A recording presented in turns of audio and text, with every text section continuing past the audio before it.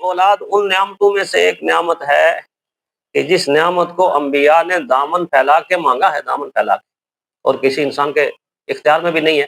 اللہ خود قرآن میں کہتے ہیں یَهَبُ لِمَن يَشَاءُ إِنَاثًا وَيَهَبُ لِمَن يَشَاءُ الذُّكُورَ أَوْ يُزَوِّجُهُمْ ذُكْرَانًا وَإِنَاثًا وَيَجْعَلُ مَن يَشَاءُ عَقِيمًا۔ کیا ترجمہ؟ اللہ کہتے ہیں میں جسے چاہتا ہوں بیٹیوں سے نوازتا ہوں، میں جسے چاہتا ہوں بیٹوں سے نوازتا ہوں، میں جسے چاہتا ہوں مکس اپ کر کے بیٹے بھی دیتا ہوں بیٹیاں بھی دیتا ہوں۔ وَيَجْعَلُ مَن يَشَاءُ عَقِيمًا، اور میں اگر چاہوں تو ساری زندگی انسان مانگ مانگ مانگ مانگ کے مانگتا رہے تو میں عقیم بنا دوں، میں لا اولاد بنا دوں، نہ دوں تو کوئی دنیا کی طاقت دے ہی نہیں سکتی۔ تو اللہ کی عطا ہے، یہ اللہ کی عطا۔ احنس بن قیس رضی اللہ تعالیٰ عنہ نے بڑی پیاری بات حضرت معاویہ کو اولاد کے بارے میں فرمائی۔ بچے ہمارے دلوں کے پھل ہیں، جگر کے ٹکڑے ہیں، ہماری آنکھوں کی ٹھنڈک ہیں، ہمارے دل کا سرور ہیں، ہماری زندگی کی خزاؤں کی بہار ہیں، اور خزاؤں کو بہاروں میں بدلنے کا سامان ہے، اور ہمارے گھروں کے آنگن میں چہل پہل اور رونق ہے بچے، اور ماؤں کی جھولیوں اور سینے کی خوشیوں کو آباد کرنے والے ہیں، اور گھروں میں رحمت اور برکت کے دروازے کھلتے ہیں بچوں کی وجہ سے۔ بچوں کی وجہ سے اللہ کے فرشتے گھروں کے اندر نازل ہوتے ہیں، اور پھر مائیں پیار کرتے وقت، مائیں تو مائیں ہوتی ہیں، ایک نام پہ انحصار مائیں نہیں کرتی، اپنا رکھا ہوا نام رکھا ہوا ہے نا، رکھا ہے کہ بلال بہت اچھا نام، اپنا رکھا ہوا، لیکن جب جولی میں اٹھاتی ہیں تو سنا ہے کبھی ماؤں کو؟ مائیں تو سب سے بہتر جانتی ہیں، بیٹی کو اٹھائیں یا بیٹے کو اٹھائیں، کہتی یہ میرا چاند ہے، یہ میری چاندنی ہے، یہ میرا پھول ہے، یہ میرا گلاب ہے، یہ میری چمبیلی ہے، یہ میرا لخت جگر، ادھر سے کہتی جاتی ہیں، پیار بھی کرتی جاتی ہیں، کہتی جاتی ہیں، سینے سے بھی لگاتی ہیں، کہتی جاتی ہیں، پیشانی پہ بوسہ بھی دیتی ہیں، یہ میرا نور نظر ہے، یہ میری چڑیا ہے، یہ میری بلبل ہے۔ کسی ماں نے تو ایک بیکری کو بھی ختم کر دیا، وہ بچے کو اٹھا رہی ہے اور کہتی ہے، بچے کو اٹھاتی ہے، یہ میرا لڈو ہے، یہ میری جلیبی ہے، یہ میرا رس گلا ہے، یہ میری رس ملائی ہے، اور یہ میری کلاکند ہے، برفی ہے، چمچم ہے۔ تو پاس سے ایک خاتون گزری تو کہنے لگی باجی ساری بیکری ہی رکھ دینا، یہ میری بیکری ہے۔ تو کہنے لگی کہ اگر میں بیکری بھی کہہ دوں گی تو تب بھی میری محبت کی پیاس نہیں بجھے گی، اگر میں ساری بیکری ہی کہہ دوں گی تو تب بھی میری محبت کی پیاس نہیں بجھے گی۔ اس لیے میں آپ سے عرض کروں گا کہ جب اتنا پیار ہے اولاد کے ساتھ، اتنی محبتیں ہیں اولاد کے ساتھ، تو اگر یہ اولاد ہماری اچھی تربیت سے فرما بردار ہو گئی تو ہمارے لیے نعمت بھی ہوگی، راحت بھی ہوگی، رحمت بھی ہوگی، اور جنت بھی ہوگی، اور سعادت بھی ہوگی۔ اور اگر اللہ نہ کرے اس کی تربیت کے اندر کمی کوتاہی آ گئی تو پھر یہ زحمت بھی ہوگی، اور دنیا کے اندر ہمارے لیے قیامت بھی ہوگی، قیامت۔ تو اس اعتبار سے قرآن حکیم کی جو آیت شروع میں نے آغاز میں پڑھی، اللہ نے زینت قرار دیا ہے اولاد کو، زینت، المال والبنون زینت الحیات الدنیا، یہ مال اور اولاد تمہاری دنیا کی زینت ہے، لیکن ساتھ ہی فرمایا انما اموالکم واولادکم فتنہ، تمہارے مال اور تمہاری اولاد بڑی آزمائش ہے، ان میں بڑی آزمائش ہے ان میں۔ اور اس میں دیکھ لیجئے، ایک بات کہہ کے ختم کرتا ہوں، ابراہیم علیہ السلام کی تربیت، نتیجہ کیا نکلا؟ حضرت ہاجرہ ساتھ ملی۔ تو اسی لیے میں کہوں گا کہ اکیلا نہ مرد اولاد کی تربیت کر سکتا ہے، نہ اکیلی عورت کر سکتی ہے۔ حضرت ابراہیم کے ساتھ حضرت ہاجرہ ملی تو اسماعیل علیہ السلام جیسا بیٹا ملا، جس کے بارے میں اقبال کہتا نا، یہ فیضان نظر تھا یا کہ مکتب کی کرامت تھی، سکھائے کس نے اسماعیل کو آداب فرزندی۔ اب دونوں ملے ہیں تو اسماعیل علیہ السلام کا جیسا فرما بردار بیٹا مل گیا۔ دوسری طرف نوح علیہ السلام کو دیکھ، نوح علیہ السلام کی تربیت میں تو کوئی کمی نہیں تھی نا، 950 سال تک غیر مسلموں میں اسلام پھیلاتے رہے، دین پھیلاتے رہے، لیکن بڑا بیٹا سام بھی فرما بردار، حام بھی فرما بردار، یافس بھی فرما بردار، لیکن کنعان نافرمان ہو گیا، کنعان نافرمان ہو گیا۔ تو آخری دم تک ایک تو انہوں نے دعا نہیں چھوڑی اور پیار بھی نہیں چھوڑا۔ یہ لفظ جو میں نے بیان کیا نا، لقمان علیہ السلام، یا بنیا، بالکل یہی لفظ حضرت نوح علیہ السلام، یا بنیا ارکم معنا، یا بنیا ارکم معنا، اے میرے پیارے بیٹے، اے میرے پیارے بیٹے، میرے ساتھ کشتی میں سوار ہو جا، اللہ کا عذاب آئے گا، طوفان آئے گا تو غرق ہو جائے گا۔ لیکن نہیں مانا، نہیں مانا وہ۔ میری سوچ کے اندر ایک بات آتی ہے کہ چونکہ ابراہیم علیہ السلام کے ساتھ حضرت حاجرہ کا کردار تھا، نوح علیہ السلام کے ساتھ ان کی بیوی کا کردار نہیں تھا، بیوی نافرمان تھی، بیوی غیر مسلم تھی، خود بھی دوزخ کا ایندھن بن گئی اور سب سے لاڈلے اور چھوٹے بیٹے کو بھی دوزخ کا ایندھن بنا دیا۔ ہمارے لیے عبرت ہے، نصیحت ہے، قرآن اس لیے بیان کر رہا ہے کہ دونوں مل کے بچوں کی تربیت کریں گے تو تب جا کے بچے سیدھی راہ پر آئیں گے۔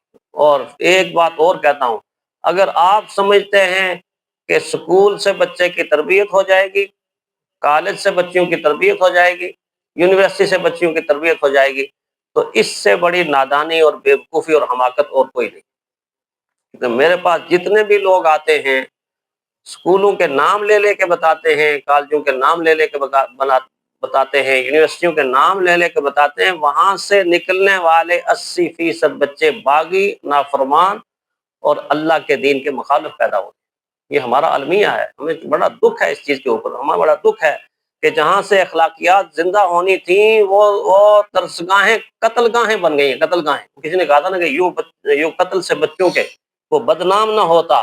افسوس کہ فرعون کو کالج کی نہ سوجی۔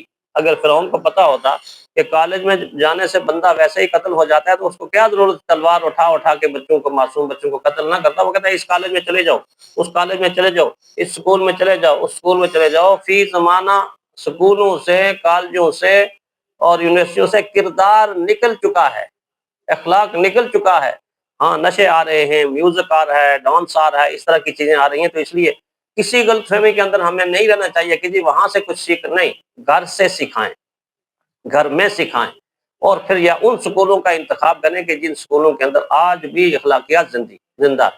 تو میں دو چار قول پیر ذوالفقار نقشبندی رحمۃ اللہ علیہ کے آپ کو سنا کے کہ اولاد کے بارے میں انہوں نے کیا فرمایا۔ یہ قرآن حکیم جب پڑھا اور حدیث پڑھی تو ان کے ذہن میں کیا آیا کہ اولاد کی تربیت کیسے کرنی چاہیے۔ پہلی بات فرمایا اولاد اللہ کی امانت ہے، اور تربیت کا چھوڑ دینا امانت میں خیانت ہے۔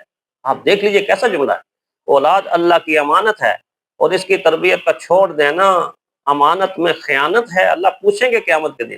پھر فرمایا بچے وہ نہیں کرتے جو آپ کہتے ہیں، بلکہ بچے وہ کرتے ہیں جو آپ کرتے ہیں۔ سوچیں تو صحیح، جو کریں گے آپ وہی بچے بھی کریں گے۔ کہنے سے اتنا بچے پہ اثر نہیں ہوتا جتنا کرنے سے بچے پہ اثر ہوتا ہے۔ پھر فرمایا کہ بچوں کو نماز کی تلقین سے پہلے گھر میں نماز کا ماحول پیدا کریں۔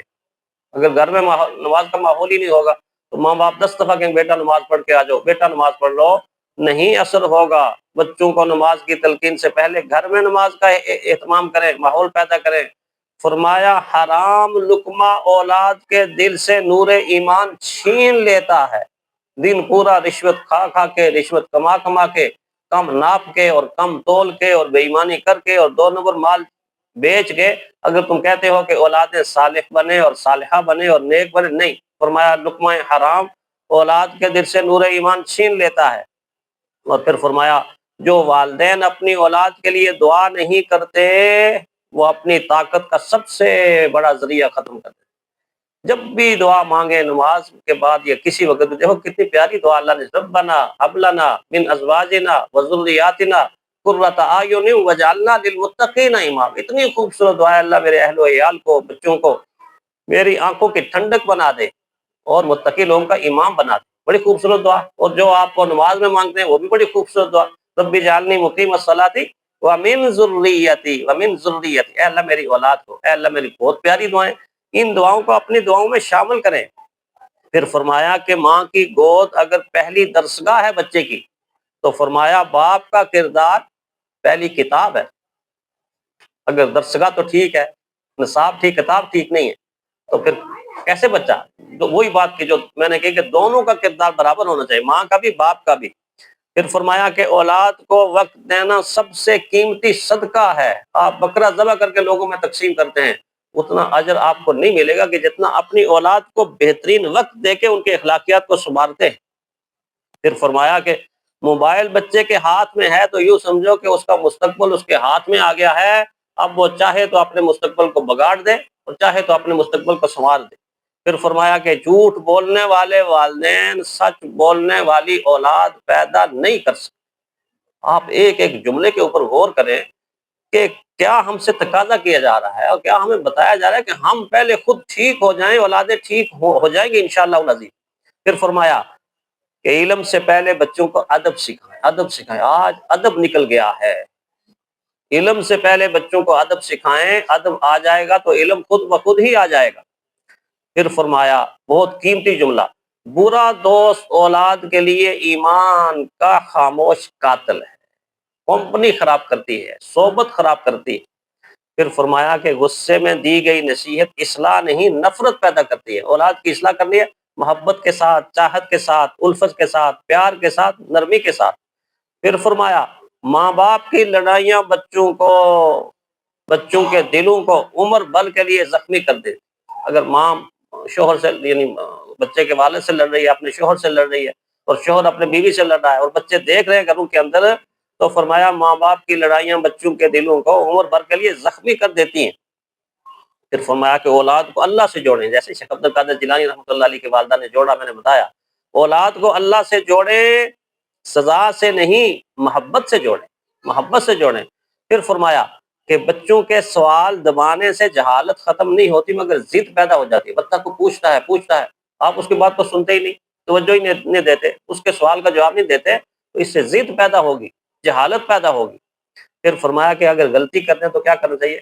فرمایا غلطی پر تنہائی میں سمجھانا اصل تربیت، یہ نہیں کہ اس کے دوست کھڑے ہیں اور ساتھ وہ بیٹھے ہوئے ہیں، یا باہر لوگ کھڑے ہیں، لوگوں کے سامنے بچے کو جھڑکنا شروع کر دیا، برا بھلا کہنا شروع کر دیا۔ بچے کی عزت نفس مجروح ہوگی، میری آپ کی بات اثر نہیں کرے گی۔ غلطی پر تنہائی میں سمجھانا اصل تربیت ہے۔ اور فرمایا اگر سمجھانا ہے تو اللہ کے نبی کی پاک سیرت گھروں کے اندر تعلیم کے طور پر، حضور کی سیرت کا وہ چیپٹر جس میں بچے کی تربیت حضور بتا رہے ہیں، یا اپنی بیویوں کے ساتھ وقت گزارنے کا سارے کا سارا جو نظام حضور کا ہے، یہ ہمارے گھروں کے اندر روزانہ کی بنیاد پر یا کبھی کبھی پڑھا جانا چاہیے۔ اور پھر فرمایا کہ حلال روزی صالح اولاد کی بنیاد ہے۔ اور پھر فرمایا کہ اولاد کو ذمہ دار بنائیں، کچھ نہ کچھ کام ذمہ لگائیں، پھر شاباش دیں، پھر کام کرے تو حوصلہ افزائی کریں، اس سے کام کا شوق پیدا ہوگا، اس سے کام کا شوق پیدا ہوگا۔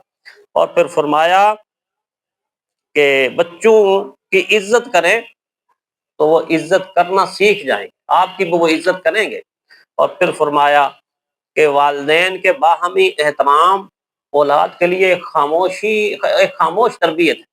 جب بیوی شوہر کا احترام کرے گی، شوہر بیوی کا احترام کرے گا، تو اولاد کے دلوں کے اندر وہ احترام خود بخود رستہ بستہ جائے گا۔